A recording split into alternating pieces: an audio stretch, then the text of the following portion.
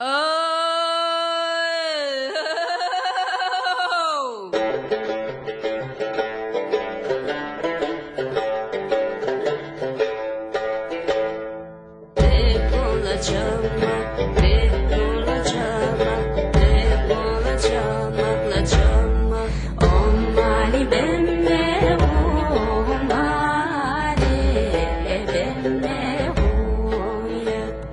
tell you where it is.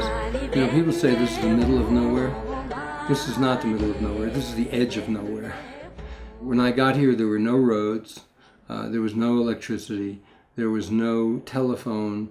There was nothing. You know, there was no internet connectivity, nothing. The clinic in the region where the original Surmang clinic is really the only medical care that's available in a wide area. 最远的可能要200公里左右的来，骑马、骑摩托车都有，到处有，西藏的、青海的，甚至那个四川的也有，各个地方的病人特别多。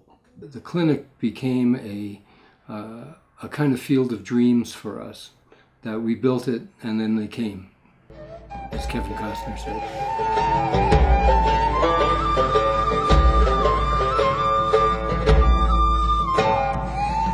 特别那时候那样的话，特别缺医生。说实话，冬天差不多，我们药够的话，平均有100多个病人有了，但是好多药不够。我们2个人看的话，最多的时候300-400个人有了。一天？对，有一次416个，有时候2-3天都睡不上。They come in for, all kinds of problems, everything from a dog bite or stabbing to, I have a headache or, I have a stomach ache. It got to be kind of a joke with volunteer doctors because the doctor would ask the patient, what's the problem? And the patient would say, I've got a stomach ache. And the doctor would say, how long have you had the stomach ache? And the patient would say, 10 years. Before any of these clinics are there, people would get a dog bite. They would wrap it up and it would get infected, and then people would die from a dog bite. And it wasn't rabies that was killing people from a dog bite. It was just the fact that the wound hadn't been cleaned. They didn't get antibiotics, in a timely way and things like that. So it makes a huge difference to have local medical care with enough skill to do things like take sutures, treat infections that people get.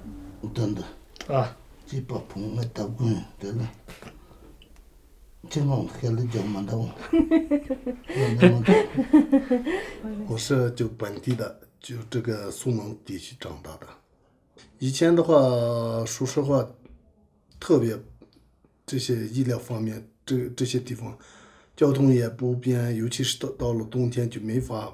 比如说有一个阑尾炎一类要特别急的那种做手术的那种，你想办法骑摩托车啊、骑马啊那些，你要买这些药，在大医院、在大城市里去骑马，最少都4-5天。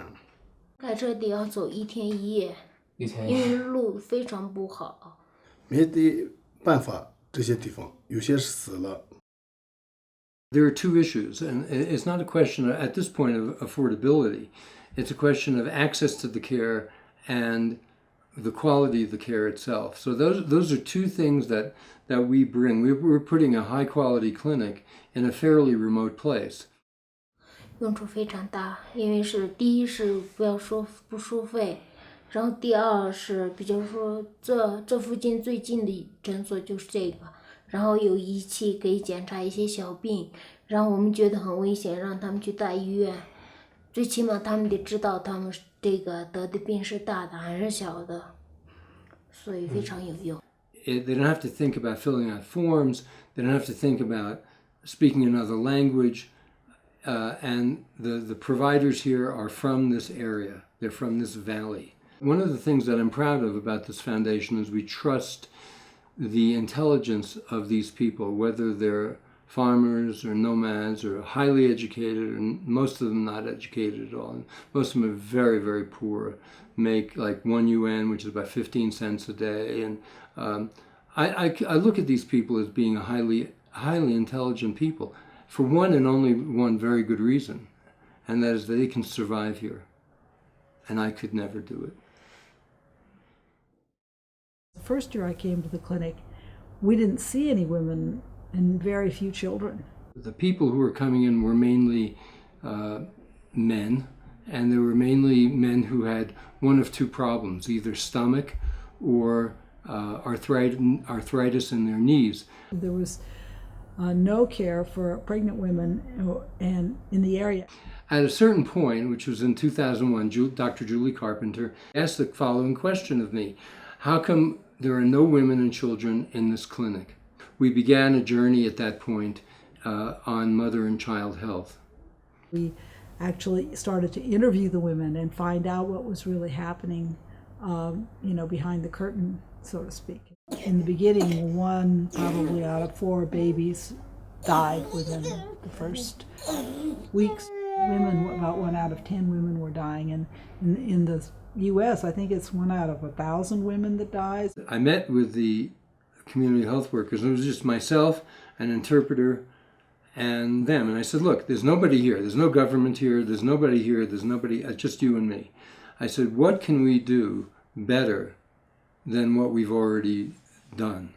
And this one woman got very, very agitated, and to the point of starting to choke up, but she sounded angry at the same time as kind of crying and yelling at me, and she was pointing the finger at me, and she said, you could have come here 10 years earlier, because there's so many women who are dead who would be walking the earth now.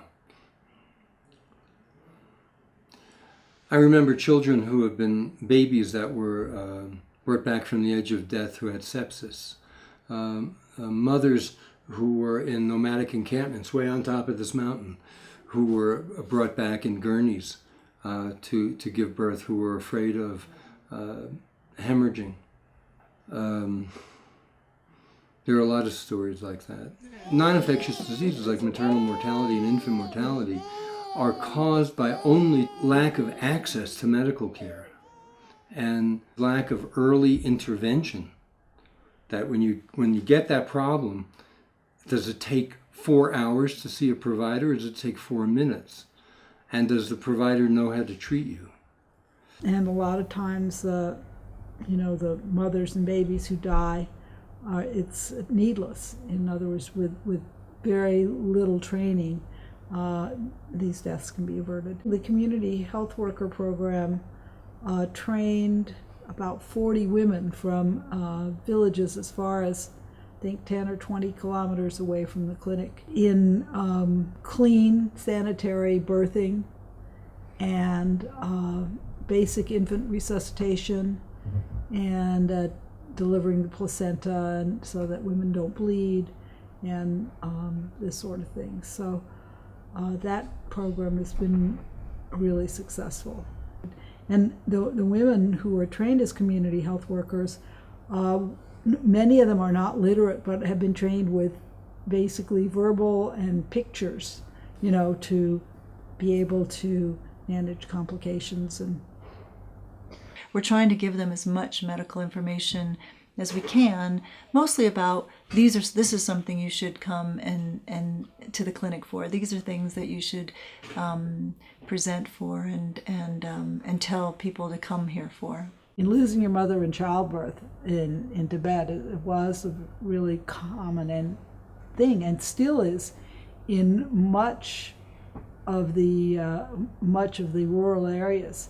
And in the Surmang area, the community health worker program has made a huge dent in that. And hopefully the birthing room will bring that rate down even further. Well, for one thing, in this area, which had world record high maternal mortality, in this catchment, we've reduced it to 0. And you almost want to pack your bags and go home. But we have a lot more work to do because we've made a model from that, and that model is being prototyped in partnership with the Public Health Bureau of Yushu Prefecture. I think we're good partners. We don't have any other subtle strategies or hidden agendas with this. The thing that I brag about most is actually one of our biggest problems, and that is that we operate on a shoestring, and we're not getting money from any government, we're not getting any money from any big international foundation, nor are we getting any money from any church. It means that we're basically church mice, a foundation. I think the real question is, what do you have to do to make a difference in this world? If you want to make a difference that costs $1, does having $10,000 make a 10,000 times bigger difference? And we've not had the finances to test that theory. We've only been on the $1 side. Our resources are so limited. I mean, that we have to, I don't know how to say this, get the biggest bang for the buck, and that coincidentally has to be the one area that is the least approached directly and strategically in this world, which is maternal and infant mortality. We found that probably dollar for dollar that our work has an outsized impact on the way things are done. Women die in these places from non-infectious diseases. They bleed to death when they give birth. They'll have 12 pregnancies to have 4 children. And this is not a complaining culture. They bear it strongly. These are strong people. We don't believe that a woman should have 12 pregnancies to have 4 live births.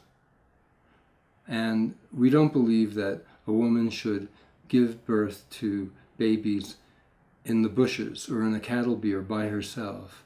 We don't believe that babies should face the prospect of dying from dehydration caused by diarrhea.